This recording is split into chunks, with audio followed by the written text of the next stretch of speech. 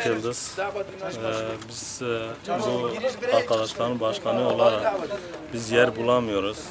Caminin girişi, yani Bismillah girişinde hem orada kirlilik yaratıyoruz hem de kaza oluyor, hem yerimiz yok. Birkaç kere belediye başvurmamıza rağmen bize bir yer tahsis edemedi, bir yeri bize bulamadı. Ondan sonra birkaç kere de bizi yani kabul etmediler daha doğrusu. Kaç kere başvurmamıza rağmen bir yeri bulamıyoruz. Kaza oluyor, trafikten ceza yiyoruz. Ondan mecburen buraya geldik, yani başka bir yerimiz olmadığı için buraya geldik. Belediye görüşme talebinde bulundunuz. Bulunduk 3 defa 4 defa bulunduk. Bir iki seferde de yani kabul etmediler, yani başkan kabul etmedi bizi. Bir iki kere de eş genel yardımcıyla konuştuk. Yani bulacağız diye bir şey bize yer vermediler. Biz de mecburi buraya geldik yani. Siz belediyeden ne istiyorsunuz tam olarak? Belediyeden bir yer, yani en azından bu kadar araç var.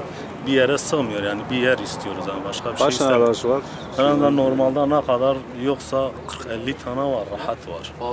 Fazla 100 tane de var, 100 tane de var. Yer bulamıyoruz, ondan mecburi böyle yapıyoruz. Şimdi nerede kalıyorsunuz? Bir yeriniz var mı sizin beklediğiniz bir yer? Bismillah. Bismillah bizim belli olduğumuz yerler hepimizin arkadaşların bir çarşıdır, evleri, yani evlerin önüne park edemiyoruz, yeri yok.